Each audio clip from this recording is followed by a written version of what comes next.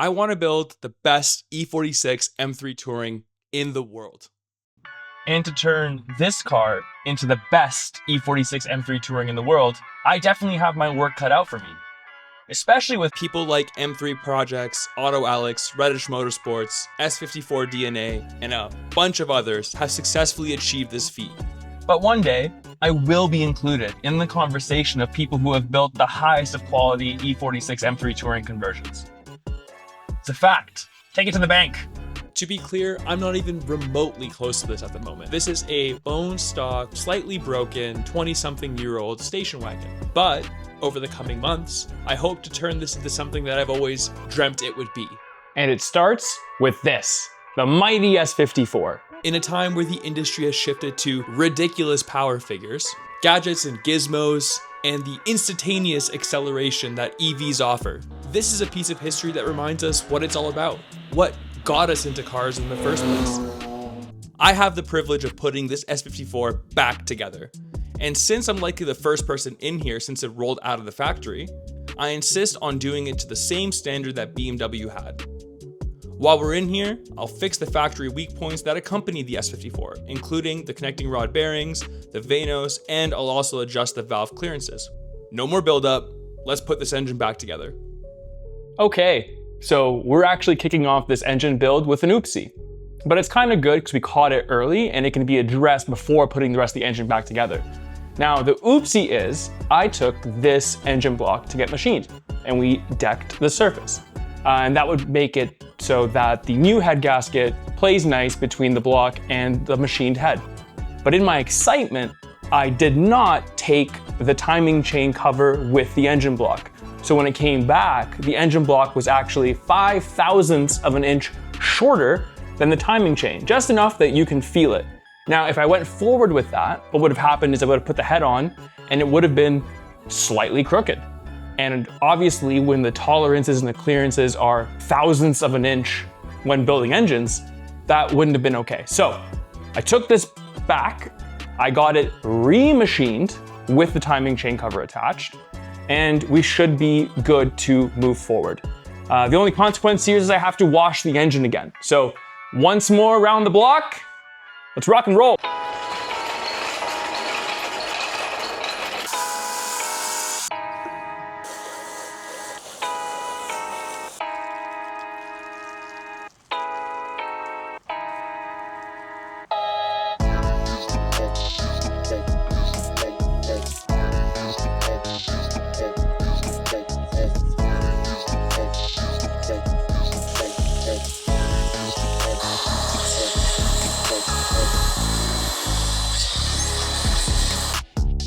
Cleanliness is the name of the game here, so we got some ETF and some coffee filters, so we'll clean out the cylinder bores.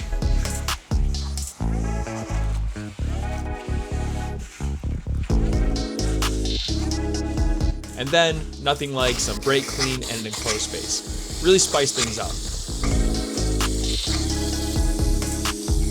Also have to tap each and every thread. Start off with a nice easy warm-up. Piston, oil squirters, and blue Loctite. Easy.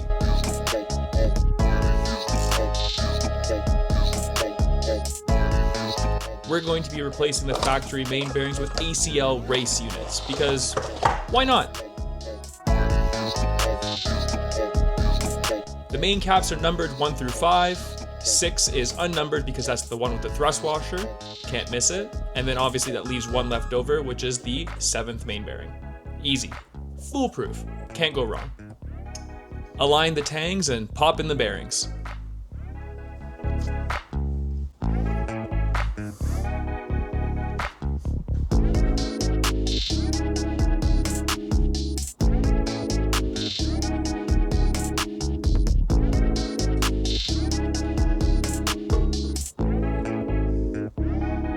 Following BMW specifications, we're using Plastigauge to measure the clearances on each of the main bearings.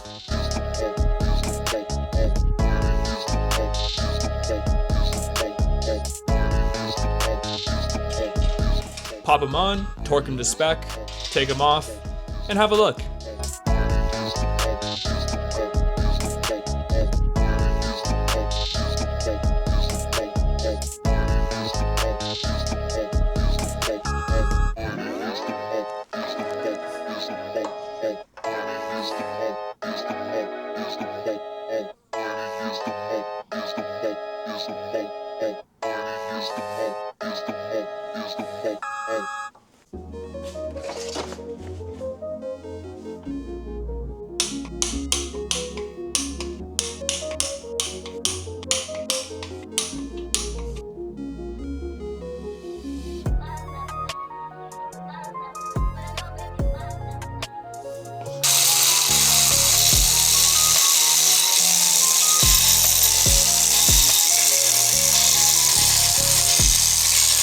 and we are looking good, except for main bearing number 4.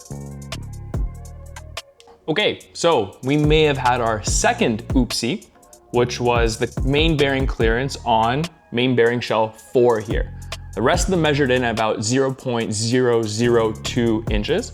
And this one came in a little bit tighter, 0.001. So we're gonna run them through once more, run it back, and we'll see. Technically, 0.001 is within spec, but I'd rather them all be the same. So let's see.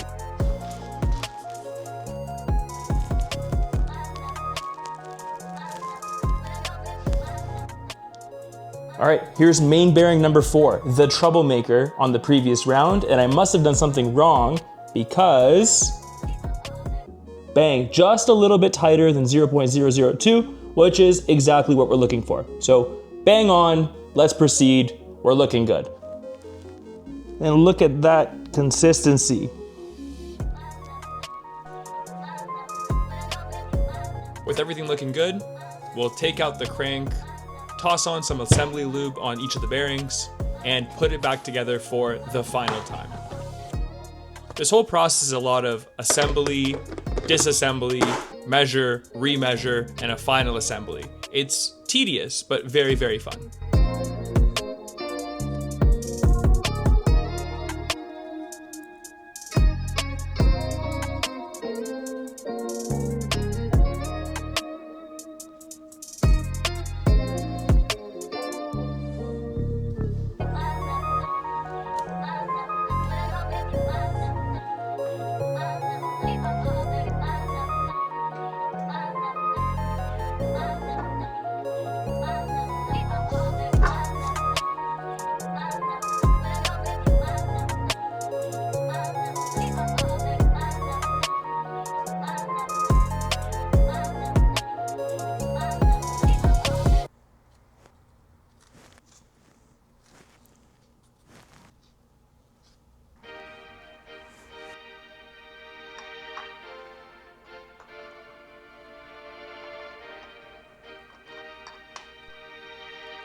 New hardware from Hack Engineering. These are OEM units. I didn't want to run aftermarket because they're known to oval the main bearing bores. And since I didn't get a line bore, I could not risk that.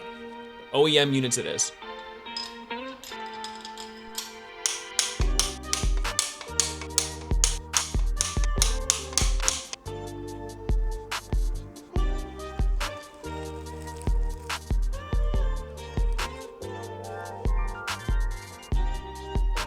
Who needs a digital torque wrench?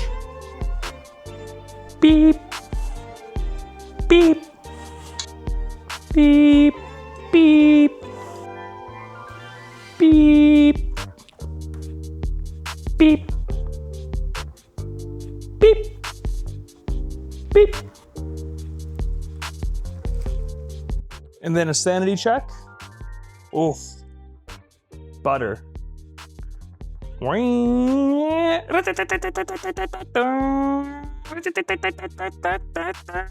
Bang! Pow! Explosion, start over.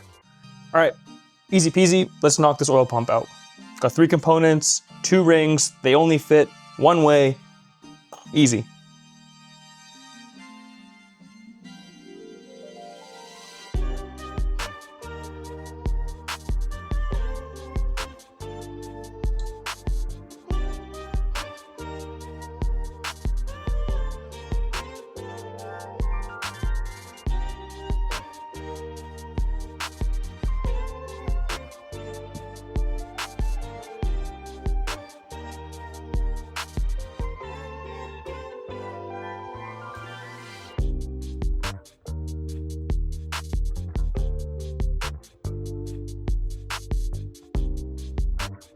Nice.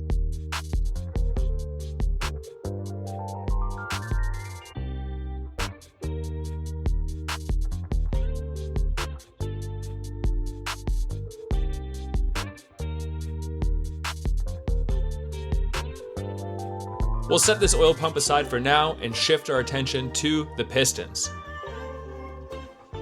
NPR rings, ACL rod bearings, and ARP connecting rods, all from, you guessed it, Hack Engineering.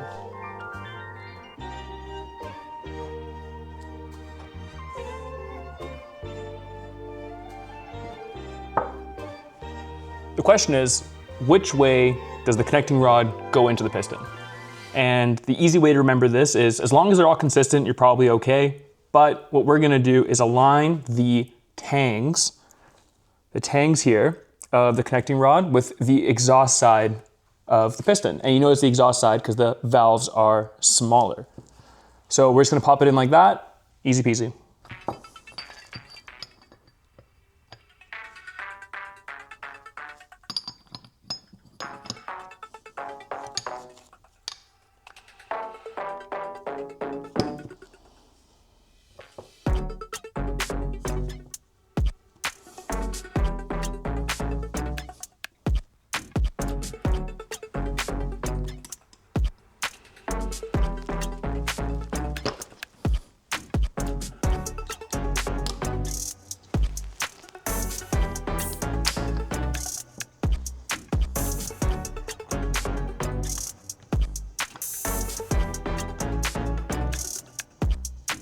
We'll pop the rings on after.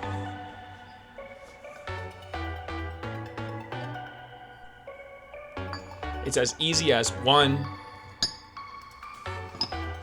2,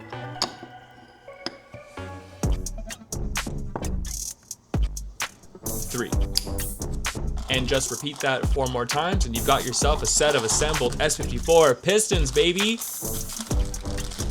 These particular pistons come with 3 rings, and each of them have a very specific end gap. So we lube up the cylinder bore, pop in the piston ring, push it down with the piston, and measure that end gap with some feeler gauges.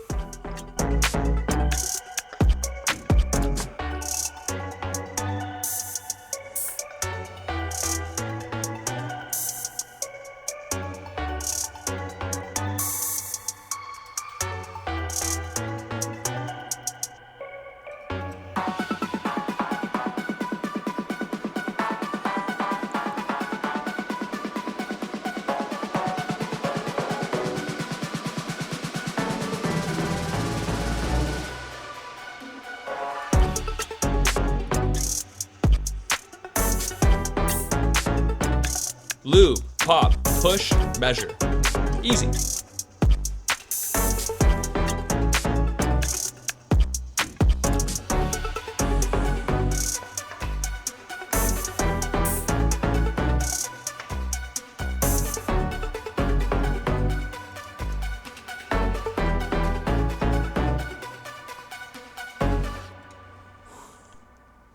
And I must have been a good boy because everything is coming in within spec. Bang on, right down the middle.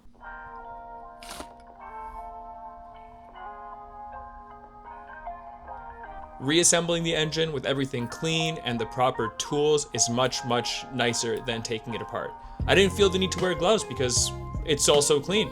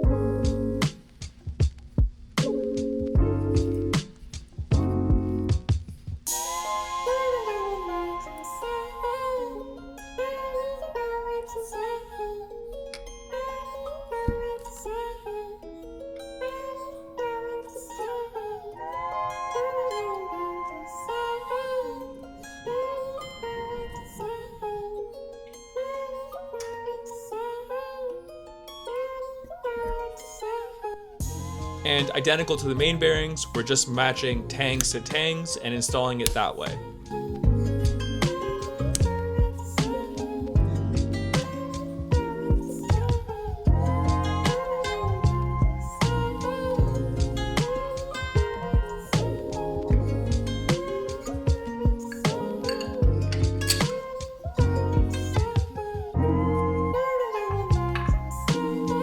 And I've always wanted to do this.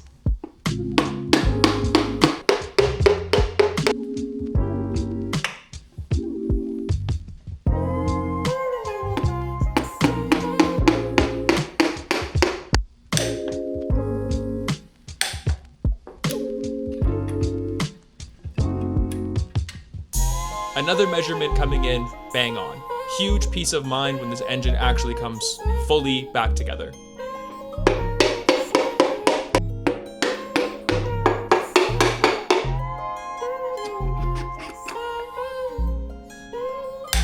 And a final torque into their forever homes.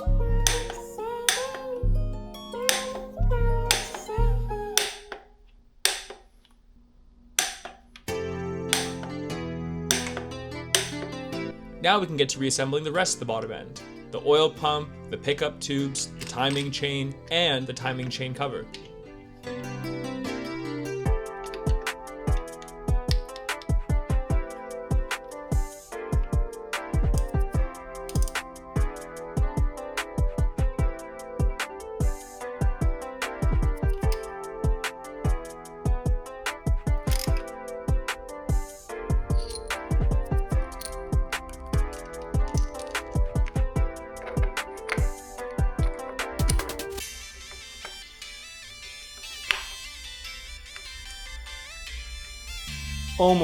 Almost made another oopsie.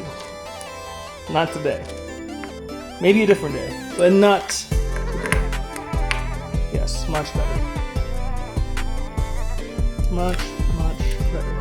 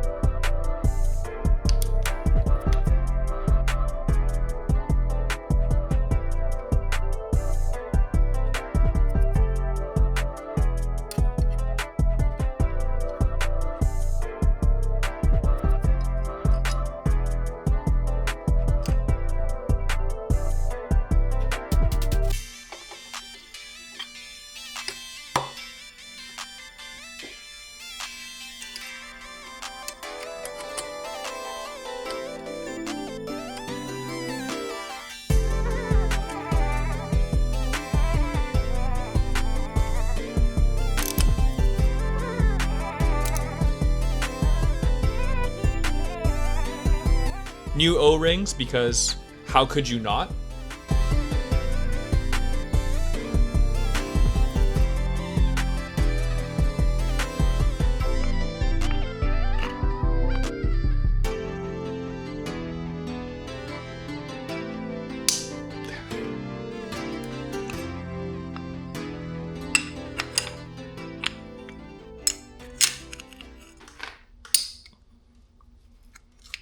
And I refuse to allow this thing to leak but a drop of oil. So we're painting each of the gaskets with this Permatex solution. It's tacky, it doesn't dry, it remains somewhat soluble. It'll prevent any future oil leaks and keep me happy.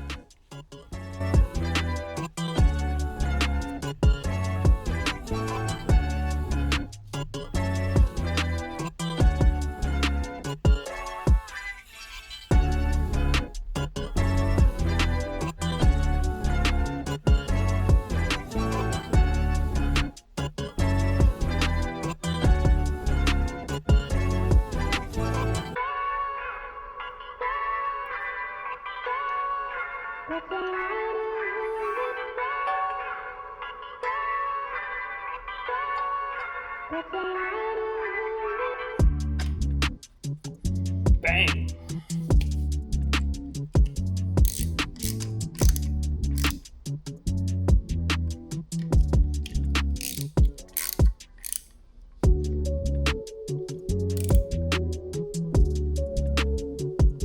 And that's it for today. The rotating assembly is done. I could not be happier. This is something I've always wanted to do, and it's a huge dream come true to actually take the leap and do it.